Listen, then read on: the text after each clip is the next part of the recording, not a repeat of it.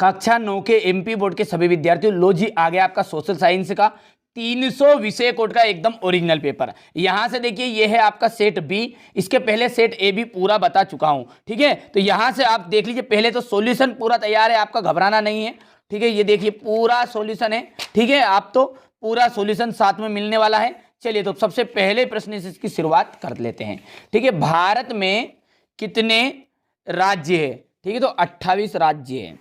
किस राज्य में साक्षरता का जो प्रतिशत है वो सबसे अधिक है, तो वो है केरल।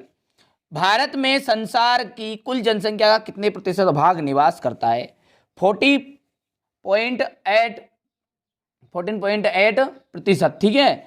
यहां से देखिए अमेरिका के सैनिक अड्डे पर्ल हार्बर पर बमबारी की थी, तो किसने की थी, वो जापान ने की थी।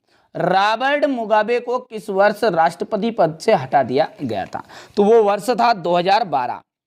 मध्य प्रदेश में सबसे अधिक लोकसभा सीटें किस राज्य में है, ठीक है, तो वो है आपका उत्तर प्रदेश में। चलिए इसके बाद में ये हमारे इंग्लिश मीडियम वाले बच्चों का है, ठीक है, आप सब जानते हैं ये पहला आ जाएगा, ठीक है, दूसरे में केरल आएगा, ठीक है। यहाँ से बढ़िया से आप तो कंप्लीट करना है, ये यहाँ से देखिएगा, ठीक है। तो ये तीसरे ऑप्शन में आपका है ये बी वाला, चौथे में आपका है जापान, और यहाँ पर 2012 आ जाएगा, ठीक है, इसमें आपका उत्तर प्रदेश आएगा। चलिए डेमोक्रेसी यूनानी शब्द डेमोक्रेसिया से बना हुआ है। भारत में हमेशा जो जन्म दर है वो मृत्यु दर से अधिक रही है, ठीक है। मानव पृथ्वी के संसाधनों का उत्पादन एवं उपभोग करता है।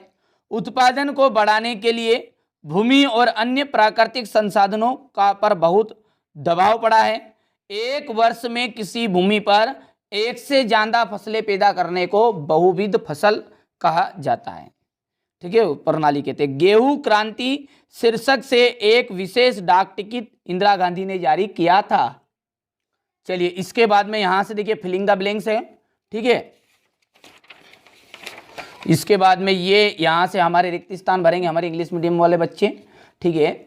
काम के बदले अनाज कार्यक्रम, ठीक है, तो ये आपका 1997 से 78 तक हुआ, ठीक है। तो ये आपका पहला हो गया है ये बस्तर, तो बस्तर का जाएगा छत्तीसगढ़। डाइट्रिज बेंडिस, तो इसका आपका जाएगा ये German. Robert Owen Indiana America.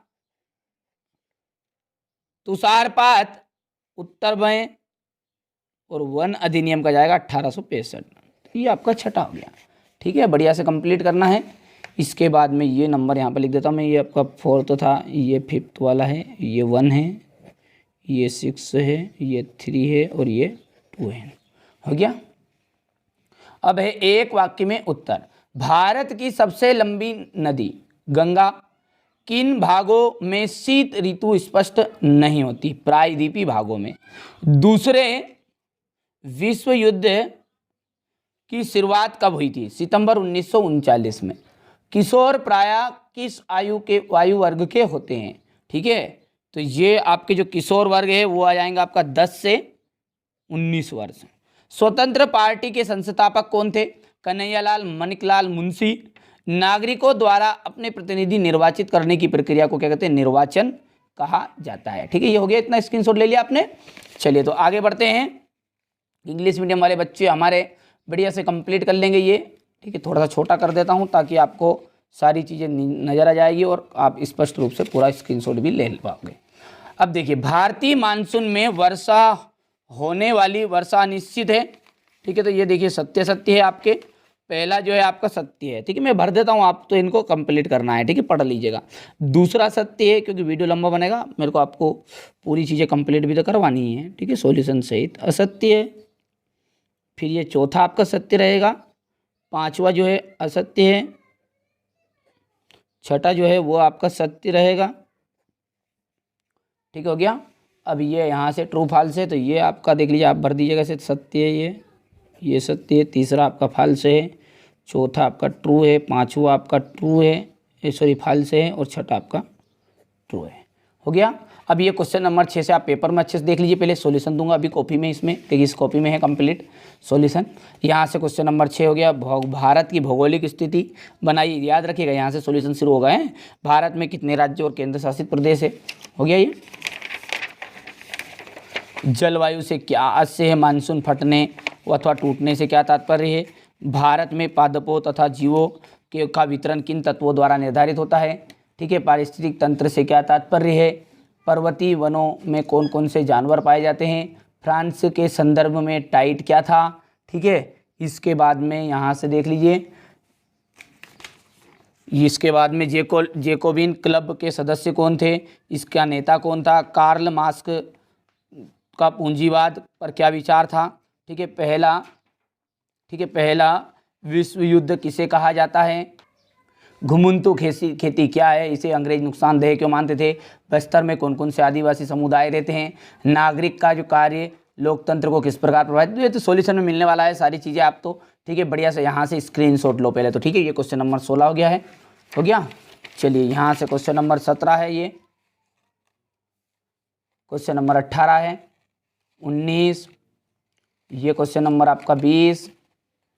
अच्छी मेहनत कर लेना है, ठीक है। यही प्रश्न आपके आएंगे ये यहाँ से, ठीक है। क्वेश्चन नंबर 21 वाला है, ये 22 और ये 23, ठीक है। टोटल 23 प्रश्न है और 23 ही प्रश्न मैंने आपको यहाँ पर बता दिए हैं। विज्ञान का सेट बी का पूरा सॉल्यूशन में बता रहा हूँ, जैसा कि पेपर पहले ही बता दिया है अभी, ठीक है। भारत में कितने राज्य और कितने केंद्र शासित प्रदेश है, देख लीजिएगा। जलवायु से क्या आशय है, मानसून फटने अथवा टूटने से क्या तात्पर्य थे, कि सिंपल से सिंपल लैंग्वेज में लिखा है, ठीक है। ताकि देखिए 2 नंबर का प्रश्न है और आप बड़ा चढ़ा के उसमें 6-7 लाइन लिख के आओगे तो कोई दिक्कत नहीं है, देखिए, ठीक है। 2 नंबर का है, मुश्किल से 2 लाइन 2.5 लाइन में आपका आंसर खत्म हो जाना चाहिए, ठीक है। चलिए, तो पारिस्थितिक तंत्र से क्या तात्पर्य है। इसके बाद में ये पर्वतीय वनों में कौन कौन से जानवर पाए जाते हैं। फ्रांस के संदर्भ में टाइट का क्या अर्थ है, तो ठीक है, चर्च द्वारा वसूल किया जाने वाला जो कर है उसे टाइट नाम दिया गया है। यहाँ कर किसके ऊपर लगता था, कृषि के 10वें हिस्से पर लगता था। जैसे 10 कुंटल गेहूँ हैं तो उसमें से 1 कुंटल उनको देना पड़ता, इतना टैक्स लगता था पहले, तोजी जिसे कहते थे, ठीक है। जेकोबिन क्लब के सदस्य कौन थे, इसका नेता कौन था, हो गया ये स्क्रीनशॉट। इसके बाद में यहाँ से स्क्रीनशॉट लीजिएगा, आप तो स्क्रीनशॉट लो बढ़िया से। पहला विश्व युद्ध किसे कहा जाता है। घुमंतू खेती से क्या से अंग्रेजों ने इसे नुकसानदेह क्यों मानते थे। इसके बाद बस्तर में कौन कौन से आदिवासी समुदाय रहते हैं, ये क्वेश्चन नंबर आपका 13 है। डेमोक्रेसी शब्द किस भाषा के शब्द से है, अर्थ इसका। संविधान संशोधन क्या है, ठीक है। देखिए, देश के सर्वोच्च विधायी संख्या द्वारा उस देश के संविधान में जो परिवर्तन किया जाता है ना, उसे संविधान संशोधन कहते हैं। संविधान का क्या महत्व है, बढ़िया सा आप तो स्क्रीनशॉट लेना है। आरक्षण का क्या अर्थ है। न्यायपालिका से क्या से लिखिए। मानव पूंजी क्या है, ठीक है। इसके बाद में यहां से देख लीजिए, अथवा वाला क्वेश्चन है। मौसमी बेरोजगारी का अर्थ बताना है। इसके बाद में यहाँ से ये स्क्रीनशॉट लीजिएगा, क्वेश्चन नंबर 18 में देख लीजिए, ये हो गया 17। भारत की भौगोलिक स्थिति का महत्व बताना है, ये क्वेश्चन नंबर 18 है। ये इसका अथवा थोड़ा छोटा कर लेते हैं, ये राय का समुदाय पर टिप्पणी लिखनी है, क्वेश्चन नंबर 19 है, ठीक है। यहाँ से क्वेश्चन नंबर 19 का अथवा है ये। प्रधानमंत्री और मंत्री परिषद के आपसी संबंध की चर्चा कीजिए, क्वेश्चन नंबर 20 हो गया। चलिए, इसका अथवा है ये। राष्ट्रपति पद के लिए निर्धारित योग्यताएं बताइए एवं उसका कार्यकाल क्या है, ठीक है। वहाँ भारत का नागरिक हो, उसकी आयु 35 वर्ष से कम हो, ठीक है। राष्ट्रपति पद के लिए योग्यता है ये, ठीक है। उसमें वे सभी योग्यताएं जो लोकसभा सदस्यों के लिए निर्धारित की गई हो। वह केंद्र सरकार या राज्य सरकार के अधीन कोई भी आर्थिक पद से यानी सरकारी जॉब में कार्य नहीं कर रहा हो, ठीक है। ये हो गया। चलिए, ये क्वेश्चन नंबर 21 था मानचित्र वाला, जो अगले वीडियो में कवर करेंगे। क्वेश्चन नंबर 22 का बढ़िया से स्क्रीनशॉट लीजिएगा, ठीक है। स्वतंत्रता के अधिकारों के अंतर्गत नागरिकों में कौन कौन सी स्वतंत्रताएं दी गई है, ये इसका हो गया। ये पूरा सॉल्यूशन के साथ आपको प्रोवाइड करा रहा हूं, ठीक है। चलिए हो गया, ये